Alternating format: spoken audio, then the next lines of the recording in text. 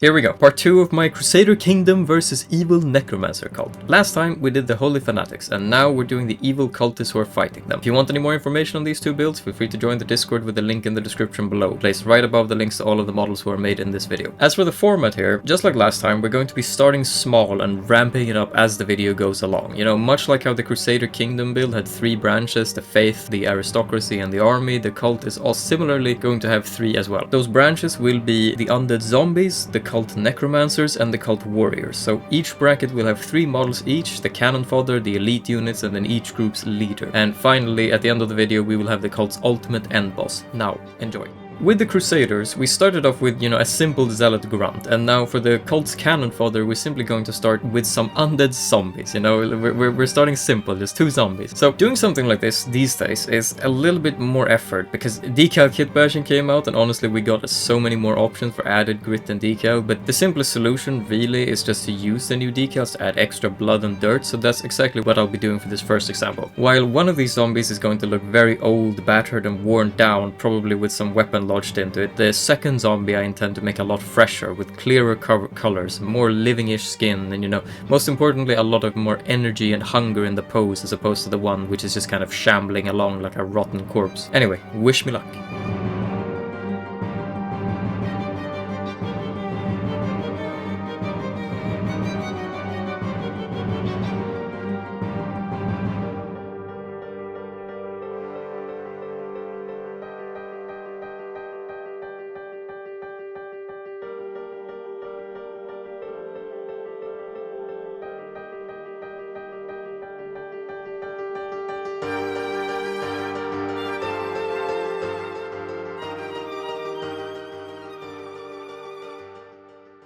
Now, it wouldn't be a cult if it was just a bunch of zombies, so we need actual cultists as well, and to that end, we are going to do 2 more single models out of a fairly basic concept here. 2 nobles, because in fantasy the cultists are always the evil decadent aristocrats, it's a good stereotype, I like it, but anyway, these are not going to be overly complicated because they are basically just meant to look like they're wearing those kind of fancy aristocratic looking nobles clothes, dresses and tunics with a lot of flat surfaces. However, on top of said fancy clothes, I'd like to slap down something that makes it visually clear that they are a part of the cult, like a huge overhanging black cloak hanging around not just their back but their shoulders as well. Now, generally this is not too difficult to achieve if you have 2 models stacked, but since both of these are single model, we're going to have to use wings for this, which, yeah, mother of god, look, you'll see, but hopefully it'll go okay.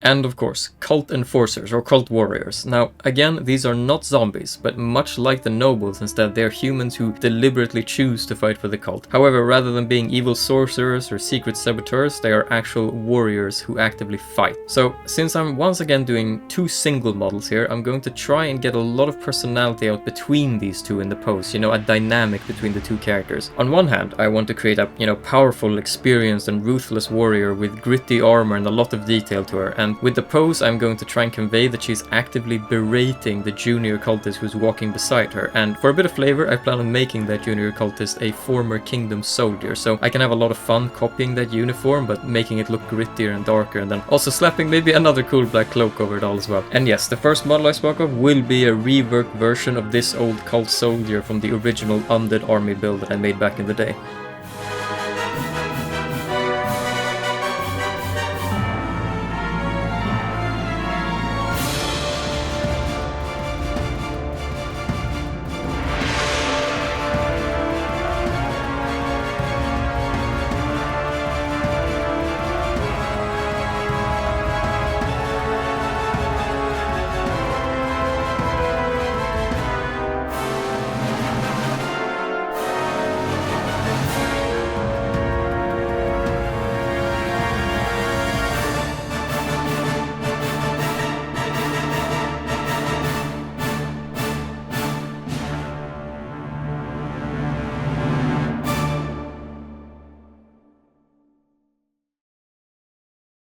Alright, we've done the cannon fodder version of all of the cult's 3 branches. We have the undead zombies, we have the aristocrat cultists, and we have the cult enforcers. So, now we get to make upgraded versions of all these, starting with, of course, the zombies. So, now as I mentioned before, and as a lot of older viewer may be familiar with, a lot of the models here in this video will be upgraded versions of their old counterparts from the original Undead army build. There were 2 armored ghoul designs from that video, which I was particularly fond of, and so we're going to be reworking those 2 for this. However, what is even cooler than 2 shambling zombies in armor? Well, 2 burning shambling zombies in armor. So yeah, that's what we're going to be doing. We're going to be setting these 2 baddies on fire with a bunch of clippy arms, spells, and black charcoal decals. So yes, let's get to it.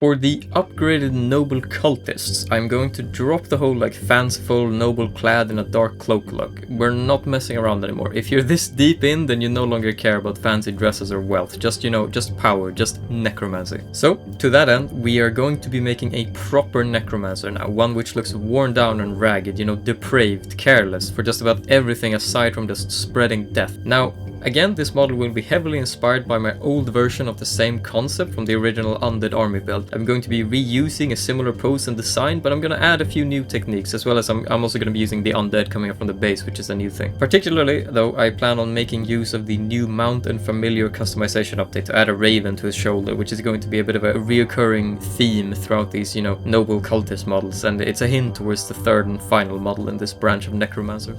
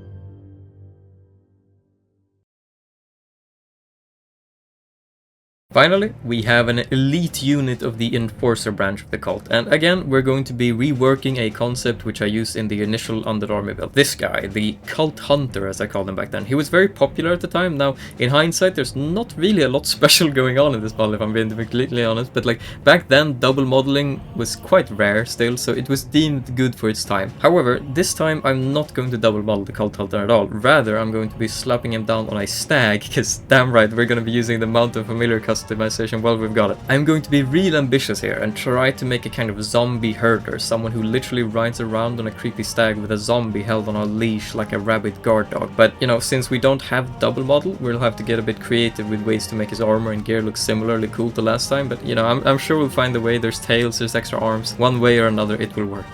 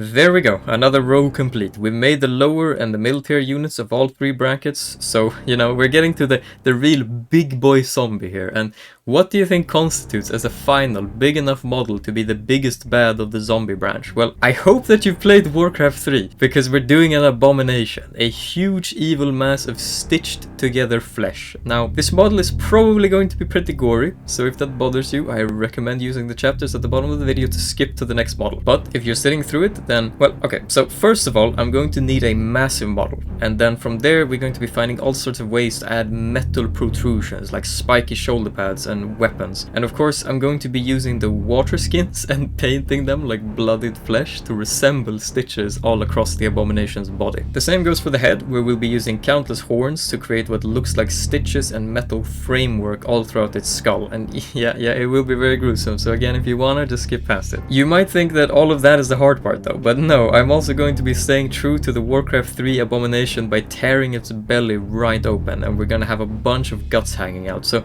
to do this, we'll need some very, very careful and meticulous tail work to craft a custom stomach for him. Some bone shields at the sides as well to simulate those kind of metal ribs sticking out, and then a bunch of hearts, brains, and robes to simulate guts hanging out of it all.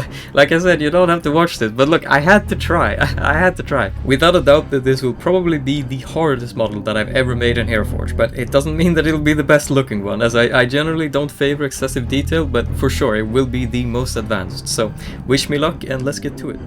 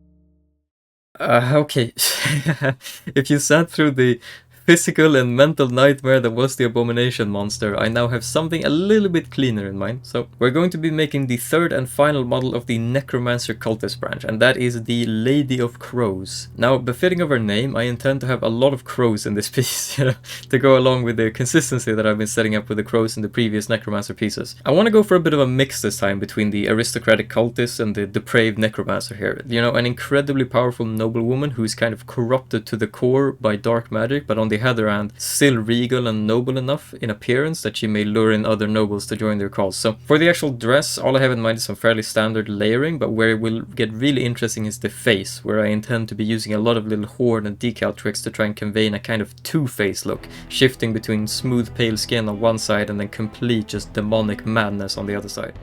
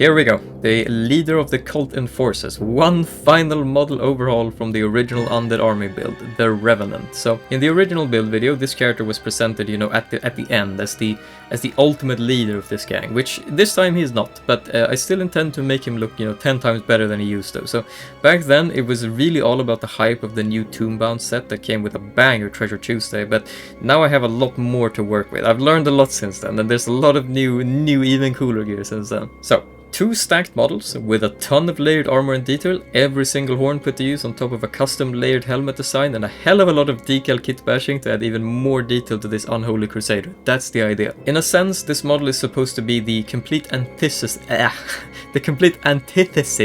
to the paladin model that I made in the previous video, and I'm going to go all out in making this character look like as much of a completely unstoppable juggernaut as I possibly can. So, without further ado, let's get to it.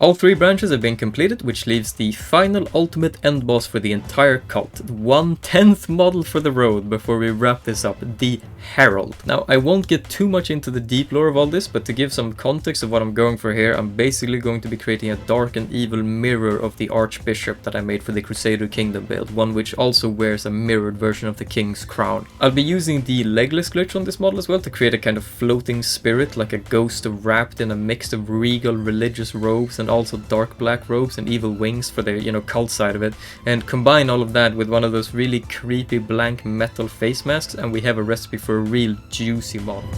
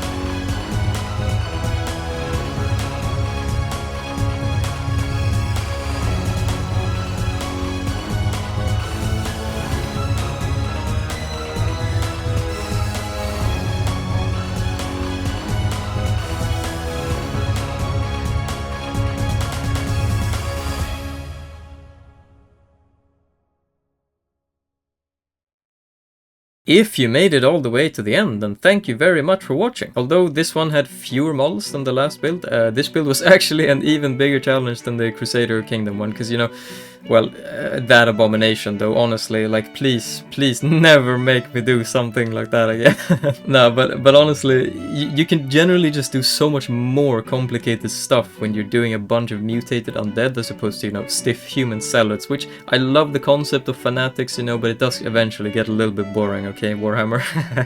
Finally, I want to give a special thanks to Cheese and Hypersmurf for lending me help throughout this challenge with a few of the models, such as Hypersmurf, for example, providing me this awesome coffin template for the lore and information page, as well as a few other things. So yes, cheers guys, thank you. Anyway, thank you very much for watching. Links to all of these models will be in the description below. If you liked this video, then please press like, and if you didn't, then by all means press dislike, and until next time, bye bye!